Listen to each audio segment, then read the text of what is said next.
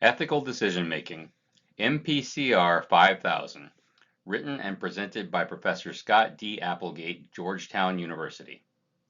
This week, we will briefly summarize the three ethical frameworks we have looked at over the last month, and then look at a methodology for making ethical decisions. This will be a relatively short presentation and a relatively light week. Your only assignment this week is part 1 of the trolley debate due on Friday. I strongly suggest you review the feedback from the grading rubric on the Sabu debate prior to tackling this assignment. The trolley debate is stripped down compared to the Sabu debate as there is no emotional or cultural baggage with this scenario. This will give you the opportunity to really focus on the mechanics of the ethical frameworks by reducing the problem down to a narrow academic dilemma with no extraneous factors.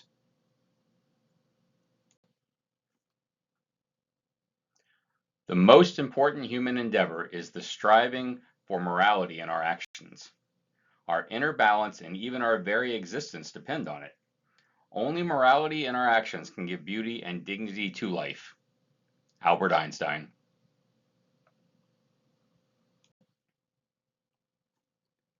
Ethical decision making. How do you make ethical decisions? What ethical frameworks do you apply? Which ethical framework is appropriate for any given situation? Since we have spent the last month exploring the consequentialist, deontological, and virtue ethics frameworks, it makes sense to focus on these three frameworks as we look at the decision-making process. While each of these frameworks is useful for making ethical decisions, none is perfect. Given this fact, knowing the advantages and disadvantages of each framework will be helpful in determining which is the most useful for a particular situation.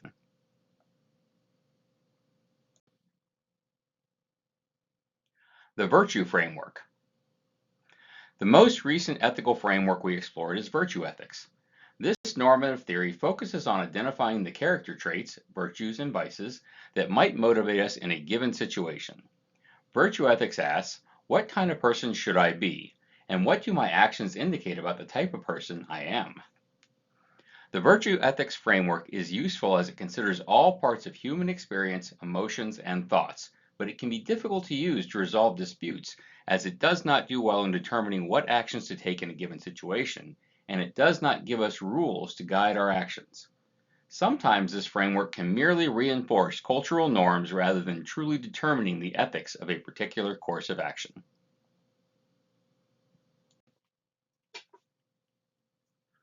Agent-centered theories.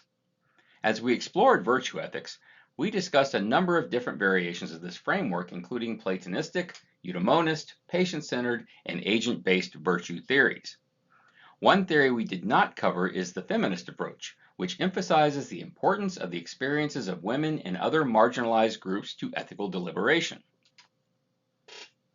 Feminist approaches to ethics draw on and also criticize assumptions, concepts, methods, values, and theories of traditional virtue ethics, thus expanding the resources of feminist ethics for addressing problems in society and philosophy, and making virtue ethics more responsible to the lived realities of most human beings. These approaches apply feminist concepts, concerns, methods, and values to issues of virtue ethics, highlight character issues of subordination and domination, identify virtues needed for resisting injustice and living fully human lives, examine vices that reinforce injustice, and develop new analysis and evaluations of traditional virtues and vices.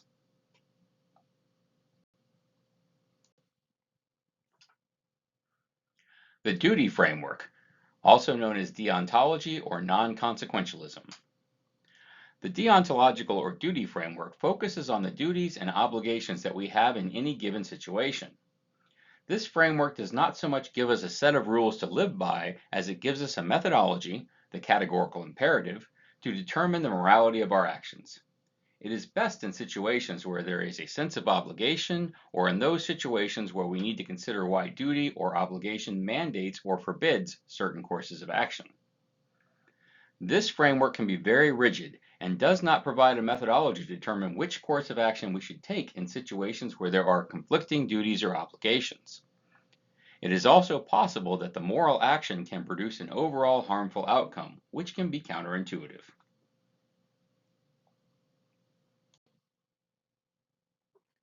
Deontological theories. Like both virtue ethics and consequentialism, there are many different versions of deontology. The duty-based approach includes classical Kantian deontology and agent-centered deontology. These theories focus on duties and obligations. Ethical actions are done precisely because it is one's duty to do so. Agent-centered theories also include divine command theory. Under this approach, an act is ethical because God commands it. The rights approach, also known as patient-centered deontology, focuses on ethical actions that uphold or protect the ethical rights of those affected by a particular action. Finally, the fairness or justice approach emphasizes ethical principles that would be chosen by a free and rational people in an initial situation of equality. These approaches also include contractarianism, which we discussed in a previous lecture.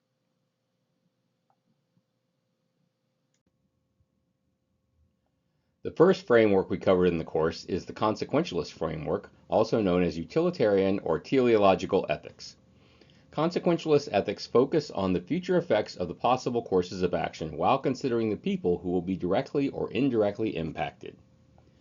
Consequentialist ethics are useful in situations involving many people, some of whom may benefit from the action while others may not. Consequentialist ethics are very practical and do not require special wisdom or years of study to use.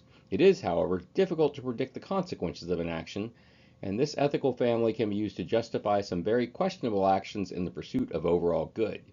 People often respond negatively to the concept that the ends justify the means. Consequentialist ethics are usually divided into three main sets of theories. Classic utilitarian approaches focus on producing the best outcomes for the most people. Egoistic or hedonistic approaches leverage individual utilitarian calculus to focus on producing pleasure and avoiding pain. The act that produces the most personal pleasure or avoids the most personal pain is considered the ethical approach. The common good or welfare approach focuses on right actions that contribute to the ethical life of the community. This family of theories bases its calculus on the notion of collective net welfare, where this concept is framed in terms of something more objectively measurable than subjective personal evaluations. The most common variants define welfare in standard economic terms. Hence, economic welfare utilitarianism argues that the alternate that provides the greatest good for the greatest number comes down to the alternative that provides the greatest net economic welfare for the greatest number of people. Unlike other forms of consequentialism, common good or welfare utilitarianism measures courses of action in objective empirical data rather than subjective feelings of the moral agent. We have discussed several important terms related to applied ethics and the ethical frameworks we have explored. Obligatory means that an action is not only right to do, but it would be wrong not to do it. Impermissible means that an action is prohibited and wrong to do. It is important to understand that most ethical theories, an impermissible action, a negative duty, trumps an obligatory action, a positive duty. This is an important consideration if you have conflicting duties. Permissible generally means an action is ethically neutral and it is neither right nor wrong to do the action. Supererogatory means an action goes above and beyond the call of duty. Supererogatory actions are usually only seen in deontological or virtue ethics frameworks, as consequentialism usually requires us to choose the course of action that creates the best outcome for the most people. Thus, there is no room for supererogatory action in those circumstances, as you are already choosing the best possible action.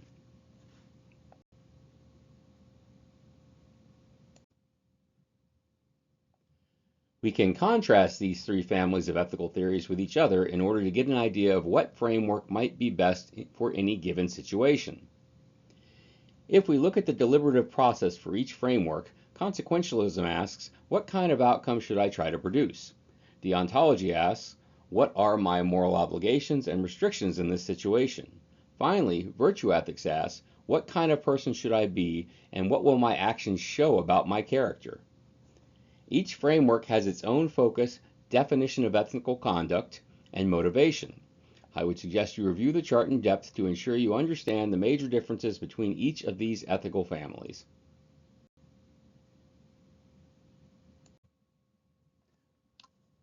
The ethical decision-making process.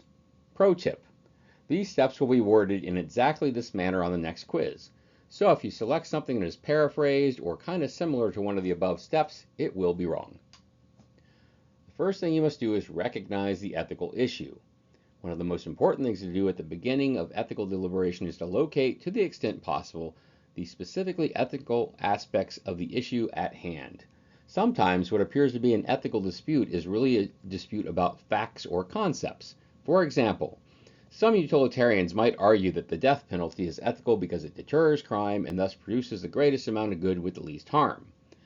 Other utilitarians, however, might argue that the death penalty does not deter crime and thus produces more harm than good. The argument here is over which facts argue for the morality of a particular action, not simply over the morality of that particular action. Which facts are actually legitimate? All utilitarians would abide by the principle that producing the most good with the least harm is the moral choice. Next, you should consider the parties involved and gather all relevant information.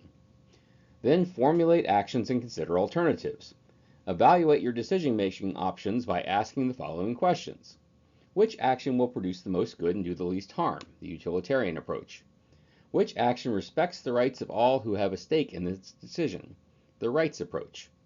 Which action treats people equally or proportionately? The justice approach. Which action serves the community as a whole, not just some members? The common good approach. Which action leads me to act as the sort of person I should be? The virtue approach. Next, you must make a decision, act, and reflect on the outcome. Ethical dilemmas. This week, we will cover the trolley problem in our debate. Group 1 will tackle the classic trolley problem, Group 2 will do the fat man variation, Group 3 will do the daughter variation, and Group 4 will cover the transplant problem. In the classic scenario, a trolley is running out of control. In its path are 5 people who have been tied to a track by a mad philosophy professor. You are a bystander standing next to a switch that can divert the train down a different track. Unfortunately, there is also a single person tied to that track as well. Should you flip the switch or should you do nothing and allow nature to take its course? In the fat man variation, another trolley is running out of control and yet another mad philosophy professor has tied 5 people to the track in its path. You are standing on a bridge under which the trolley will pass. You can stop the trolley by dropping a heavy object in its path. Standing next to you is a very large individual. The only way to stop the trolley is to push the individual into the path of the train, killing him to save the 5. Should you push the fat man? The daughter variation of the trolley problem is identical to the classic version. However, the single person tied to the secondary track is your daughter.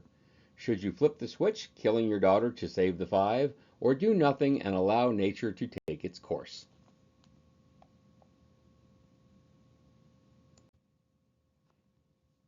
Finally, in our 4th scenario, we have the transplant problem.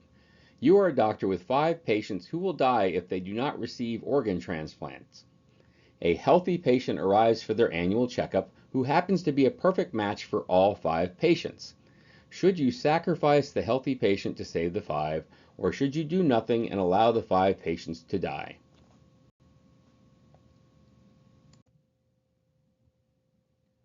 The trolley problem.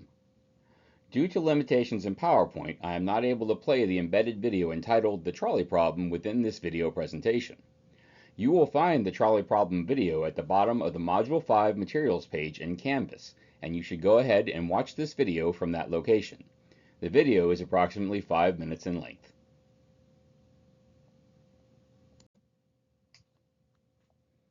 Summary.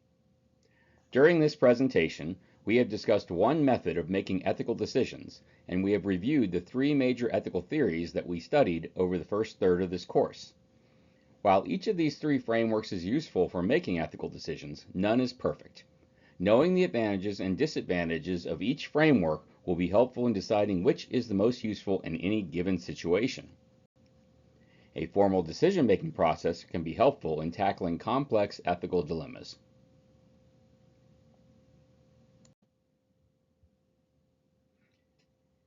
Even the most rational approach to ethics is defenseless if there isn't the will to do what is right. Alexander Solzhenitsyn.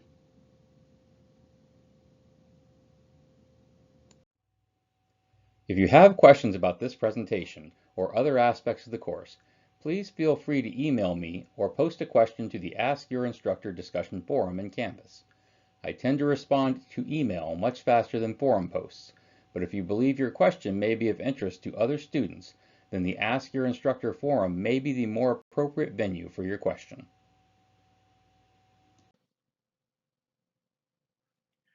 This has been Ethical Decision Making, MPCR 5000, written and presented by Professor Scott D. Applegate, Georgetown University.